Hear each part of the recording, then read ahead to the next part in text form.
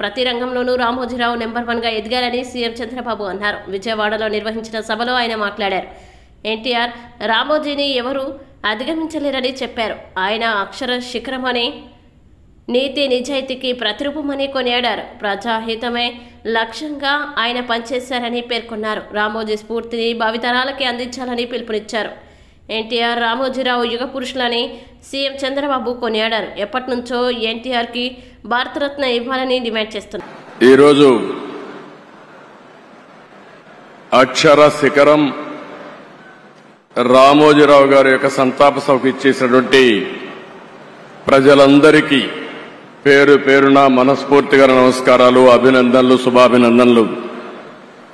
గౌరవనీయులు కిరణ్ గారు, అదే సమయంలో వారి సతీమణి శైలజ గారు, అదే మాదిరిగా కుటుంబ సభ్యులైనటువంటి విజయ్ గారు, ఇంకొక పక్కన పిల్లలందరూ ఇక్కడే ఉన్నారు.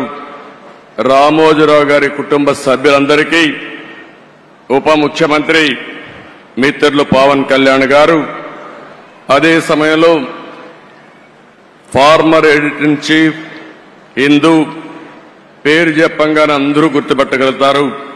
ఎప్పుడూ పోరాటాలు చేసిన రామ్ గారికి, ఎడిటర్ రాజస్థాన్ పత్రిక గులాబ్ కొతారి గారు, ఇకపోతే ఈ కార్యక్రమానికి విచ్చేసినటువంటి నా సహచర మంత్రివర్గ సభ్యులందరికీ, సినిమా ఇండస్ట్రీ వచ్చారు, శ్రీమతి జయసుధ గారు, రాజమౌళి గారు, రాఘవేంద్రరావు గారు, మురళీమోహన్ గారు,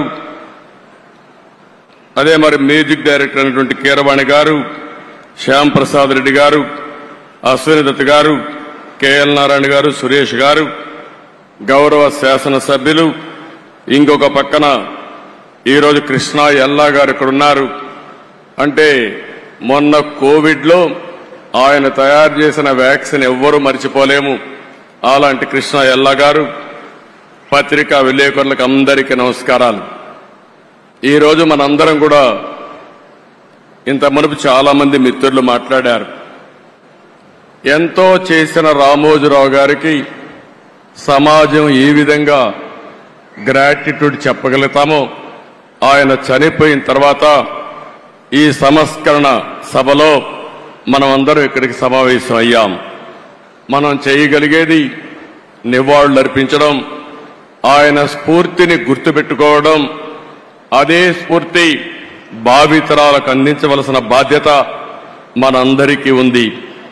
రామోజీరావు గారిని చూస్తే ఇదే జిల్లా, ఇదే ప్రాంతంలో పుట్టారు. పెదపారపూడి, ఒక చిన్న గ్రామం, మామూలు కుటుంబం. కానీ ఒక వ్యక్తి అచంచలమైన విశ్వాసంతో ఏ విధంగా ఎదిగాడో దానికి ఒక ఉదాహరణ రామోజీరావు గారు అని చెప్పి కూడా నేను మీకు తెలియజేస్తున్నా. ఒకే ఒక ఎన్టీఆర్ ఉంటాడు, ఒకే ఒక రామోజీరావు గారు ఉంటారు.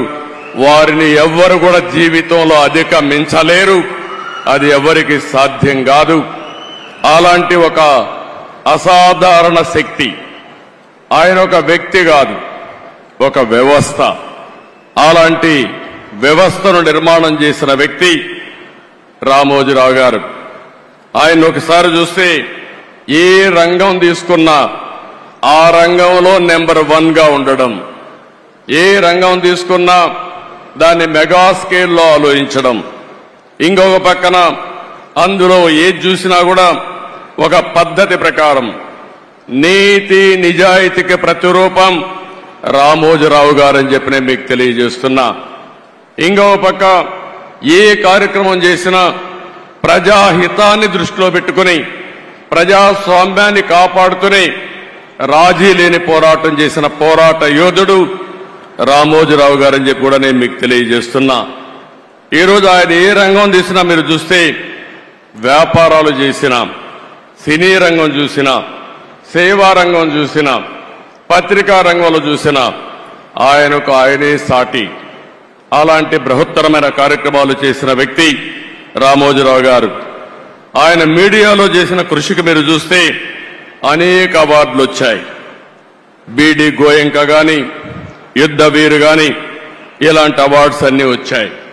ఇది కాకుండా మీరు ఒకసారి చూస్తే అనేక యూనివర్సిటీలు గౌరవ డాక్టరేట్లు ఇచ్చారు. కడాన గవర్నమెంట్ ఆఫ్ ఇండియా అత్యంత ఉన్నత పురస్కారం పద్మ విభూషణ్ ఇచ్చి గౌరవించారు.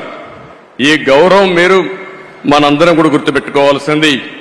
ఆయన చేసిన సేవలను గుర్తుపెట్టుకుని, సమాజానికి ఆయన చేసిన కాంట్రిబ్యూషన్ గుర్తుపెట్టుకుని ఈ అవార్డ్స్ వచ్చాయని చెప్పి కూడా నేను మీకు తెలియజేస్తున్నాను. ఇంకొక పక్క ఇప్పటికి మనం చూస్తే 1962లో మొట్టమొదటిసారిగా మార్గదర్శిని పెట్టాడు. అంటే 62 సంవత్సరాల కంటే ముందు పెట్టాడు. ఎన్నో రంగాల్లో అనేక సమస్యలు వస్తాయి, కానీ ఈ రోజుకి ఎప్పటికీ మార్గదర్శి